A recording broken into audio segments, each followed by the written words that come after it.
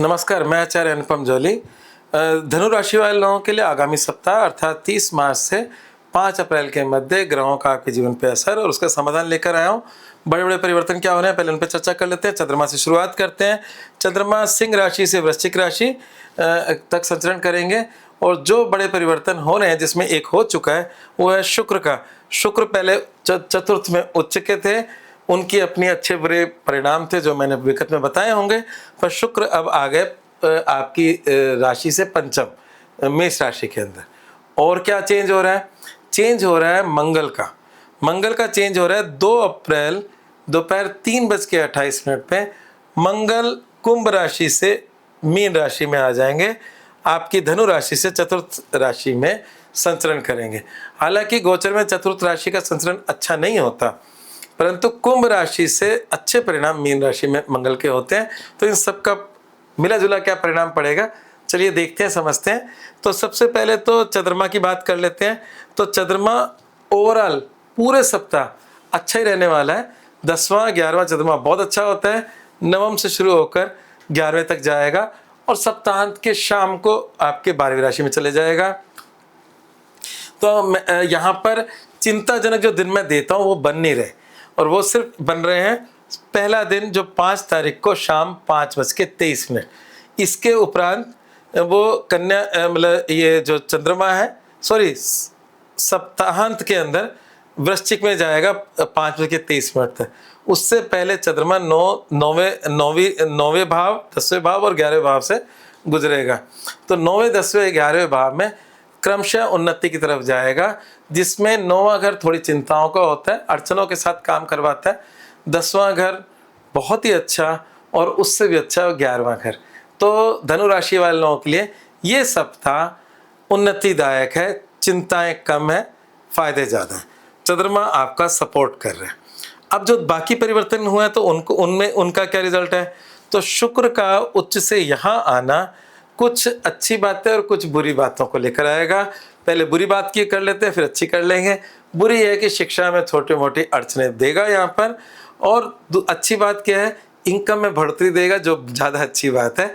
शुक्र की दृष्टि आपके इनकम हाउस पे होगी, उसकी मूल त्रिकोण राशि है, तो वो आपके इनकम में एक हल्का सा प्रभाव जरूर छोड़कर जाएगा, फायदा देकर जाएगा। कोई नवीन स्तोत्र का सृजन कर सकता है या लाभ दे सकता है।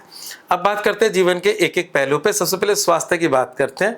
धनु राशि वाले इस समय लक्की चल रहे हैं, क्योंकि इनका जो बृहस्पति है वो आपकी राशि को आशीर्वाद दे रहा है, आपको स्वास्थ्य से हर प्रकार से रक्षा कर रहा है, सुरक्षा कर रहा है।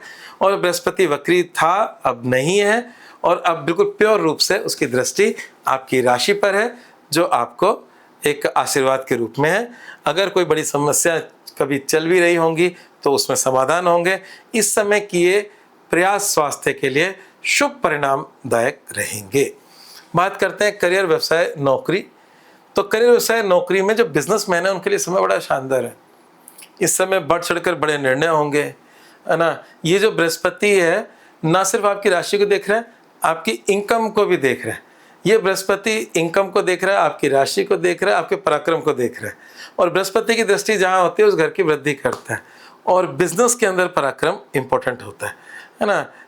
नौकरी के अंदर कभी कभी पराक्रम नुकसानदायक हो जाता है, पर बिजनेस के अंदर अच्छा होता है। बिजनेस में पराक्रम भाव भी आपका एक्टिव है। तो कुल मिलाकर बात यह है कि आपका मनोबल बड़ा चढ़ा रहेगा, आप अपने काम धंधे में खूब तरक्की करेंगे, बड़े डिसीजन लेने की ताकत होगी। ये तो हो गया बिजनेसमैन के लिए। अब जो नौकरी पेशा लोग हैं उनके लिए मैं समय खराब तो नहीं देख रहा, पर हल्का सा संघर्ष देख रहा हूँ। तो यहाँ बिजनेसमैन लोगों के लिए समय बहुत अच्छा है। नौकरी पेशा लोगों के लिए, वो लोग जो थोड़ी बहुत यात्राप्रद काम है उनके लिए समय अच्छा है। जो लोग बैक ऑफिस में 8 घंटे सीट पे बिताते हैं उनके लिए थोड़ा सा एग्जॉस्टिंग समय है। बस इतनी सी बात है, थोड़ा सा एग्जॉस्ट है। बाकी दोनों के लिए मतलब करियर में नौकरी से थोड़ा बेटर बिजनेस को बताया, पर नौकरी में भी समस्या नहीं है, परंतु थोड़ा सा हल्का संघर्ष है। ठीक है। अब बात करते हैं प्रेम संबंधों को लेकर।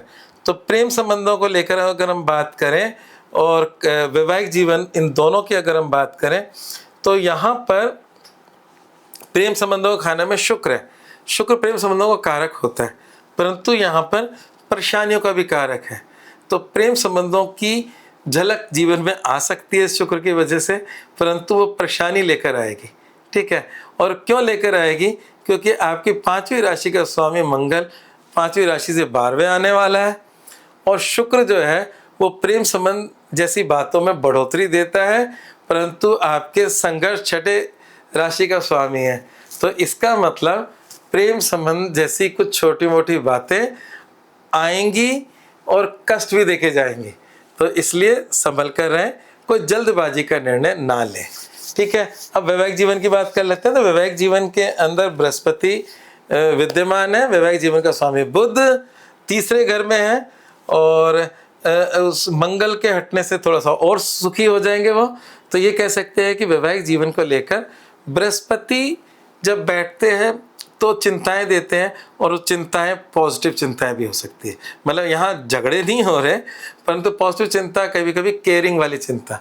तो जो भी आपका जीवन साथी है उसके प्रति इस समय आप मित्रतापूर्ण हैं और केयरिंग है। केयरिंग वाली चिंताएं आप पाले हुए हैं। तो यहाँ पर ये आपका वैवाहिक जीवन का परिणाम है। और अब सीधा ही मतलब इस हफ्ते के समाधान पर आ जाते हैं। तो जैसा मैंने आपको प्रेम संबंध में कुछ परेशानी बताई है, और जब प्रेम संबंध में बता रहा तो शिक्षा में भी छोटे मोटे अड़चने आ सकती हैं। तो इसके लिए उपाय क्या है? और मैं ये जो उपाय दे रहा हूँ ये अक्सर मैं कहता हूँ कि धनु राशि वाले अपने जीवन में रेगुलर ये उपाय करें तो कोई नुकसान नहीं होने वाला। वो है चावल का दान। तो सोमवार का दान करते हैं तो आपके चंद्रमा का दान है, शुक्र का दान करते हैं तो वो शुक्र का दान है। तो शुक्र और चंद्रमा दोनों का दान आपको मानसिक शांति देगा, और शुक्र की वजह से जो अड़चनें आ रही हैं आपके जीवन में वो भी ठीक होंगी। तो आप चावल का दान करें, हरा चारा गाय को डालें। ये 2 उपाय आपके हफ्ते को बेहतर बना देंगे। वैसे हफ्ता वैसे ही अच्छा है ईश्वर कृपा से। जो मूल मंत्र है वो है योग और प्राणायाम करें। तीसरा घर आपका मतलब आसनों का होता है, और चौथा घर प्राणायाम का होता है ज्योतिष के अंदर। तो आसन और प्राणायाम दोनों घर इस समय एक्टिव हैं। क्यों ना अपने शरीर को बनाने के लिए जब बृहस्पति भी आशीर्वाद दे रहे हैं तो इसमें योग और प्राणायाम को जोड़ देंगे तो आप अपने बेस्ट रिजल्ट प्राप्त कर पाएंगे। आज बस इतना ही। धन्यवाद।